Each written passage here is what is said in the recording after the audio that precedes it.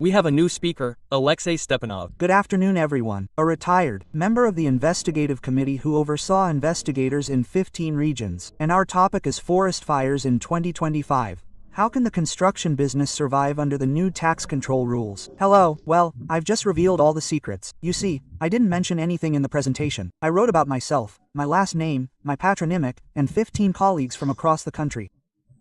The only thing one could guess is why the colonel is retired is because for 12 years I only dealt with one issue: tax crimes. In fact, if we're talking about, well, the lawyers who work out there in the fields, it's practically impossible to be sure, because we investigate something like 2,500 tax crimes a year across the country. So, you could probably ask any lawyer. At most, they've probably had 1 or 2 cases in their entire career. My 15 colleagues, who are now, shall we say, working side by side with me as partners, have experience. Some have 20 years, others 15 years. Personally, I have 10 years and 2 years in business. And so, speaking about me, I've never done anything else except tax crimes. And, accordingly, I was overseeing about 500 cases at any one time. How does this work? It's, let's say, a kind of methodological assistance for investigators. It's overseeing the investigators' work, ensuring everything is done according to the law. And why am I not now pointing out the other side of the barricades in my, let's say, career? Well, because now I see and am faced with the fact that people who have worn the epaulettes for many years find it very difficult to reshape themselves into the new reality.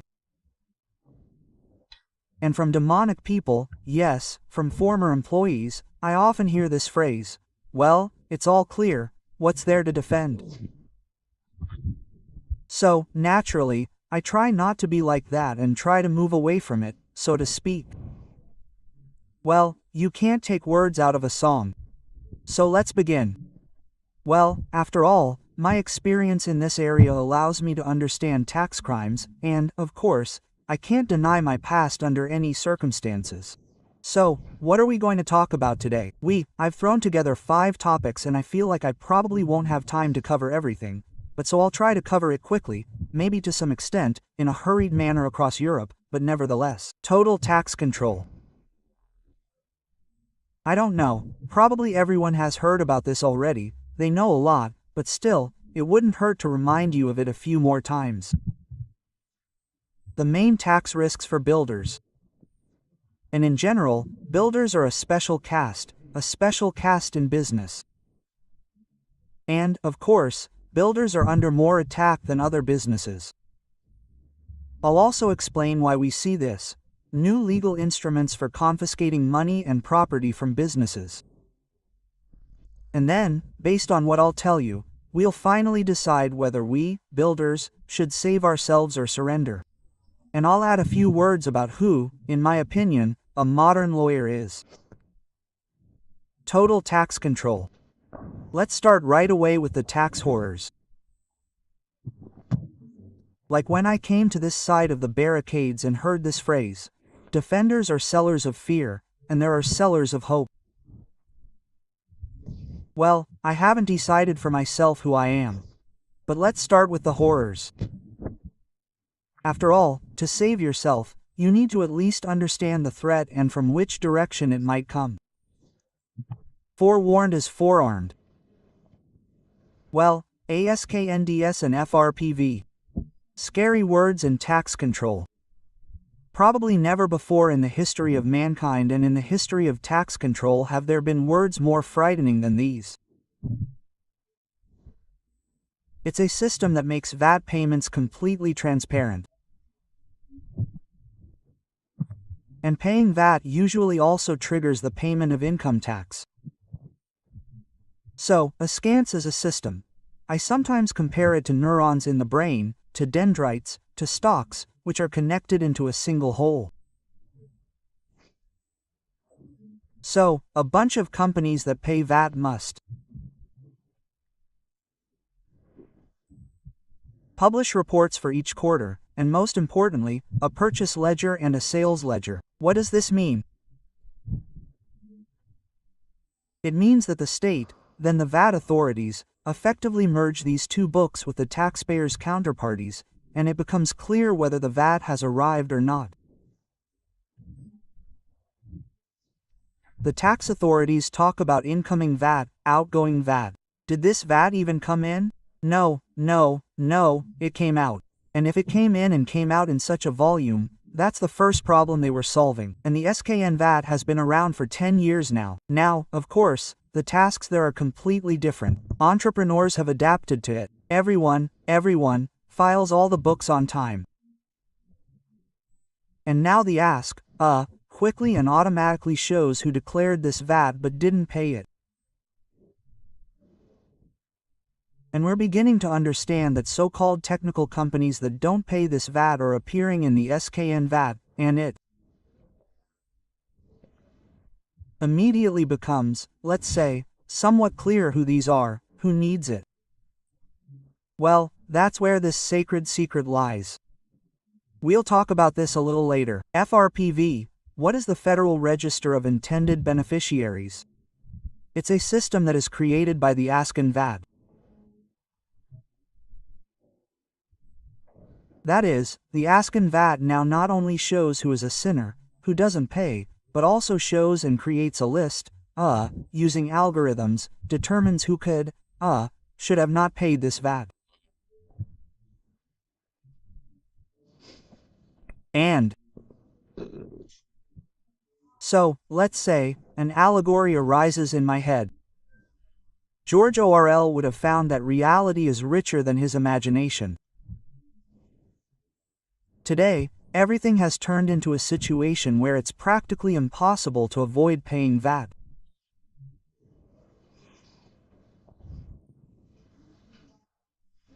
And VAT is no longer a hint for tax authorities or for businesses, but a death sentence. And then we have this concept, introduced by a fairly close friend of mine, the supremacy of the database. This revolution began with cameras and the SKN VAT. We've seen and heard everything about traffic cameras, but we weren't so quick to understand the SKN VAT system. But what's really happening is this. If cameras find a specific car on the road, yes, the owner, or rather, the car, for speeding, it doesn't matter what happened while that car was driving. Maybe the speedometer is broken, maybe the brakes failed, but the fine will still come. You can, of course, challenge all this, but it's quite difficult and not always effective. So, the ASK NDS is essentially the same kind of system, only for financial control. So, when the FRPV appeared, it was already 2 years old, and the system, or SKNDS, tells us that this particular taxpayer is at fault, and it becomes irrelevant what actually happened or why the system suddenly deemed them guilty. And the presumption of innocence has turned into a presumption of guilt. And now, to defend against tax authorities' claims, even knowledge of the law is not enough. You need to understand how this database, which has essentially become the arbiter of tax matters, works. And how does the FRPV get generated? The system has generated an algorithm, and no one knows exactly how it's generated, neither the tax authorities nor anyone knows how it's generated, but somehow it does. And this list is uploaded to a person, a tax inspector. So what do? What happens next? The person must agree with the FRPV or cross it out, but they can agree with the press of a button, essentially checking a box. And he has to prove to everyone that he crosses it out. He has to prove to his boss and this FRPV that the FRPV made a mistake and incorrectly included this company on the list. So what's going on? The inspector, who has a small salary, and there are hundreds of companies on the FRPV list, finds it much easier to tick this box than to deal with it. And so what happens is, yes, the inspector is powerless to resist. He's almost unable not to tick the box. So, we've talked about this kind of base, yes, the basis of tax control, and now let's talk about the main risks for builders. And builders' favorite words are still cash, cash, cash, cash, cash, and so on ad infinitum. Why? Where does this come from? Paying builders' wages often requires, well, cash for the workers. Or, frankly, everyone, at least, talks about it and everyone knows, we still have a system of kickbacks and bribes. And to receive, to be able to pay these bribes, you need cash. And builders always want cash. And builders, let's say, have never paid VAT. Well, at least the market has a strong opinion that they've never paid VAT. What's even happening now is that general developers hire, let's say, subcontractors, and they hire subcontractors. And essentially, these companies, their only benefit is that they generate this incoming VAT. Now we're starting to talk about how this VAT moves along the chain. They generate this incoming VAT and essentially don't pay it. They pocket it, and then the company either goes bankrupt, or something happens to it, and it's abandoned or disposed of. And general contractors aren't used to paying this accumulated incoming VAT. It's already generated. Look at how long the chain is. That subcontractor is 5 links away, 10 links away, sometimes even closer. But they say, we've got it sorted out, everything's in order, we won't pay him. And the ASK NDS, in this struggle between builders and the state, becomes a kind of justice machine. And should we now answer for ourselves how fair this machine is, yes or no? The sciences say yes, but the lawyers say no. So where is the truth? Let's try to find it. The thing is, the tax authorities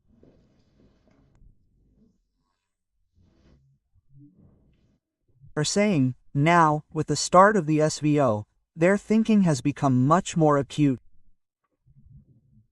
They say, look, so what? This subcontractor for 5 links from our company. But we see that out of this entire chain of 5 companies, the most solvent is either the subcontractor, the one close to the general contractor, the general customer, or the customer. And they simply don't say, now you will be to blame for those links that are somewhere 5, 10 steps away from you. And how this happens, no one still understands. There is, let's say, such a practice that you need to recognize, the affiliation of this company, tie it somehow to say that this company, which actually did not pay VAT, it somehow belongs to you. But in construction, it is quite difficult to do. Builders were creative in their time, and they not only attracted nominal companies, they actually really let them into the construction site. They allowed them to pour this concrete there, stack this rebar there, fasten it somewhere. But in fact, they did not need them not as workers, but as VAT evaders who generate VAT for them. And so the Nagas said, oh, so that's it, well then we'll do it our way. And now we're already seeing that companies, what do they call them, fairly large companies that once seemed untouchable to us, are now being saddled with these little bastards, and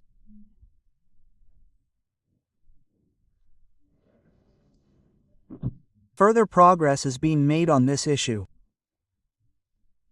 They've saddled a fairly large subcontractor or customer with this tax liability. They've shifted it from those poor souls who used to be responsible for all this, and they've started looking for tools to take it away, to seize property, because the tax authorities have the same indicator, and they've kept it. Not only to assess additional taxes, but also to take it away so it goes into the budget. And so, perhaps, this is a philosophical question. Who's to blame, the cat or the mouse, in all this running around? But since we're on the side of, let's say, the mouse, yes, we should talk about the fact that the cat is still overdoing it and taking away too much property. Builders. And Article 45 of the tax code is emerging as a practical tool. While we used to say that property could be saved by transferring the business to another legal entity, the construction workers have found a way out.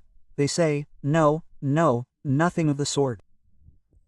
So, we can rely on Article 45. True, it's still rare, but still, this practice has been in place for about 10 years, probably, and there have been quite a few such applicants. It's not working well yet, but the tax articles of the criminal code are working much better. And with the advent of the SVO,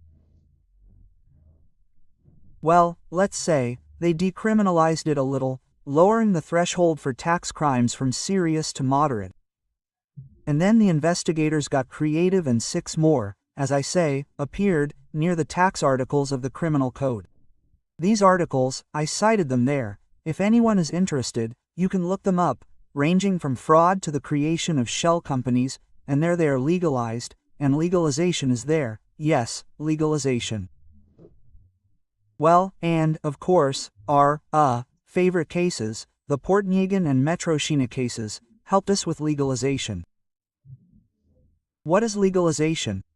Well, here we are moving more into my professional field. Tax crimes, legalization of.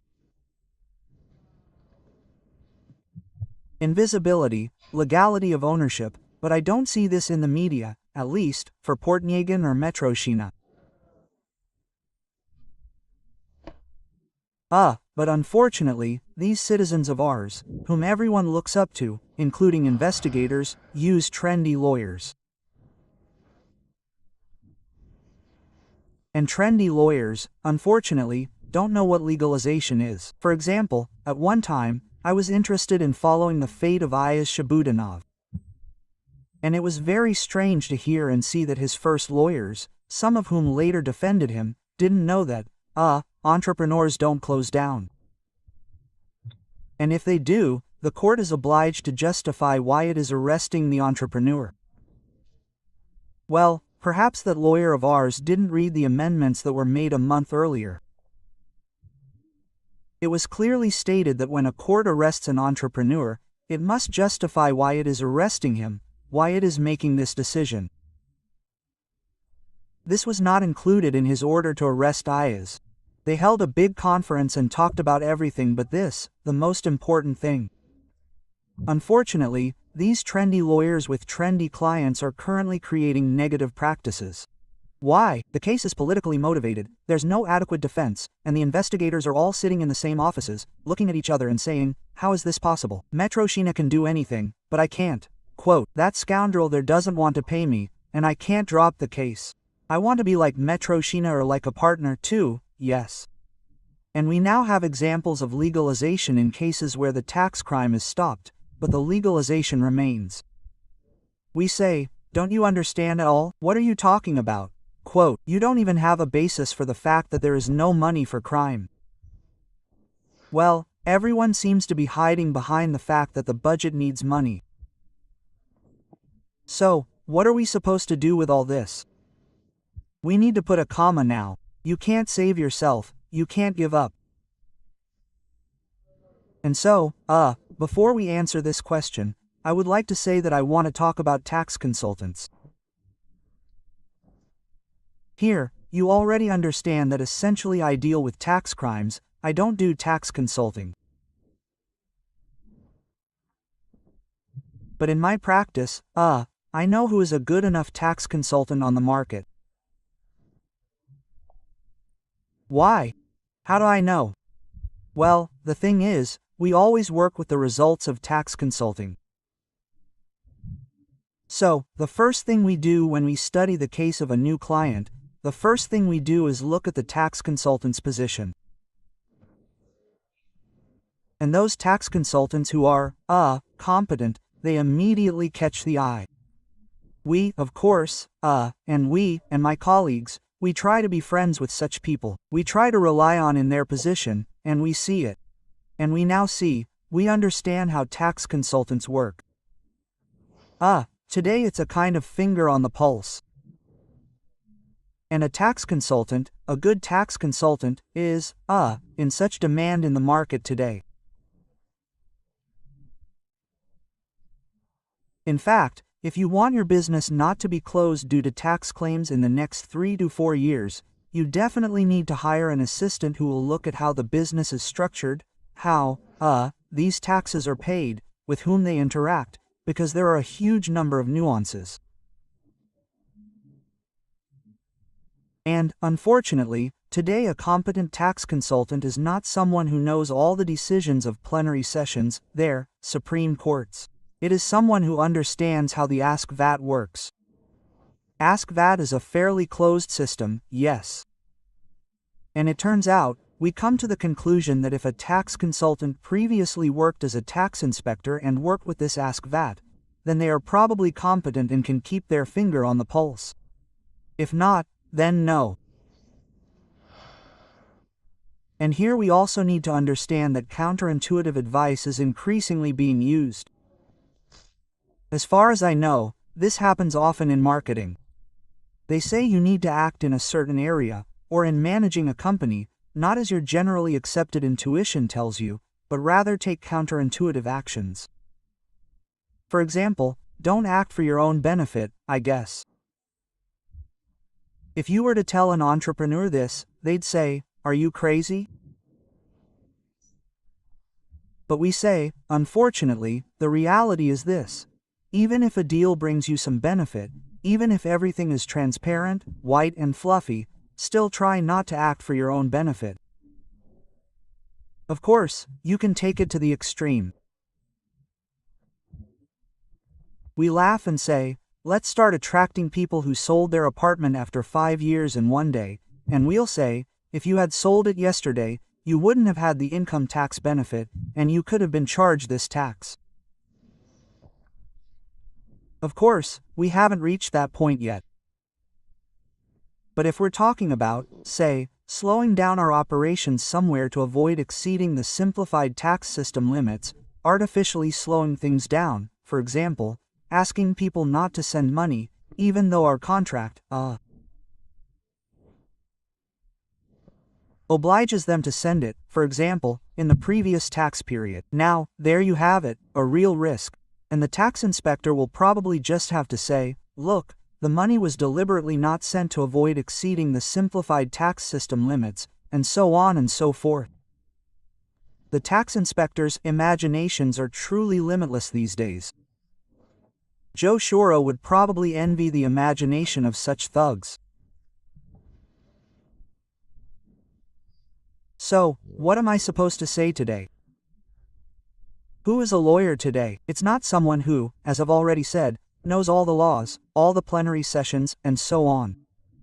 It's a lawyer who can act as a kind of sports doctor. So, imagine there's a general practitioner at the clinic, yes, who says, don't overdo it, I've forgotten those words, don't overexert yourself, don't get too cold. And so on. And then there's a sports doctor who accompanies a football player on the field, and he has one goal: to ensure that the football player finishes his match. And it doesn't matter that the injection he gives him in the knee will cause a lot of harm, but the goal will be achieved. And so, today, all lawyers, I suppose, can be divided into these sorts of general practitioners and sports rescue lawyers. And for businesses, given that we have a forest burning, perhaps there should still be a sports rescue lawyer who will give an injection in that knee, and the business will survive until. Then, when everything calms down, the pendulum will always swing back. Here, we say, the SVO is underway, the budget needs to be filled. And we say that this is an allegory of a burning forest. The forest is burning, and the first task, is not to burn along with the forest. The second task, perhaps, is to somehow save, I don't know, your belongings, yes, which you're carrying there in this forest. The main thing, of course, is not to save yourself. And a rescue lawyer, at least for me today, is a highly specialized lawyer. And in the days of these kind consultations, they are probably already a thing of the past. Someday we will return to this, but not yet. And what is a highly specialized lawyer? I spent 12 years dealing with tax crimes. My colleagues there, some for 15, some for 20, and each of our projects, each of our clients who comes to us, gives us a pretty big headache. We just grab our heads and don't know what to do, despite the fact that in my life, well, it's simply impossible to count how many cases I've seen with these tax authorities. My colleagues also have extensive experience, and I can't imagine how you can protect a business when you've only ever had 1 or 2 tax cases. Honestly, I can't imagine it. It's impossible. There are simply so many nuances, and the most important thing is that you can't read about them anywhere, you can't study them anywhere. We're, of course, thinking about creating a course on the ASK NDS, but I don't know to what extent the state will allow it, because it's dangerous, yes. But AIDS is not a secret topic, of course, because ASK NDS downloads are now being included in reports and tax audit decisions. And, by the way, I wanted to tell you this story about cameras. Yes, I was using an allegory. Imagine that the camera isn't filming a car committing a traffic violation, but, say, a murder. It might be strange to compare tax crimes with murders, but you'll understand why I say this. Someone commits murder, for example. And on this camera, if you look at its entire image from the left edge to the right edge, you'll see that there are, well, 20 people and 1 corpse. And the investigator zooms in like this, and 20 people disappear. What's left is a corpse and 1 person, or a corpse and 2 people. That's it. And there's no need to interrogate 20 people, to figure out who was there first, how it all started. We see tax officials today doing pretty much the same thing. They extract this data from the ASK NDS and insert it into the tax authority's decision. We start working with the client, and we realize that a bunch of these chains have disappeared somewhere. And we wonder, where? Well, firstly, the tax official can zoom in, yes, there, and in such a way that unnecessary chains don't disappear. And, secondly, I've heard of a practice where sometimes newcomers are very good at using these kinds of stuff in the computer. Since we've deleted the extra time, we have a minute left on the air. Let's draw some conclusions then, and at the end, I think people will ask questions separately in the chat. Or they can chat during the break. That's why I suggest we choose this variation. To save yourself, you mustn't give up. But if you do accept the other variation, to save yourself, you mustn't give up, then run, save your property, because perhaps that's the best advice. Today, if the builder's work involves a lot of cash and a lot of nasty VAT, it's better to save the property now than to fend off claims from the tax authorities. So, how do we work? I'll tell you about it sometime. Then we'll post a presentation. Yes, we'll post a presentation. But the most important thing we do is start with an assessment of the amount before experts accrue. I've noticed that no one else in the market does this. That's why we're building a strategy. Okay, I get it. Thank you. Alexei Stepanov was with us. Yeah.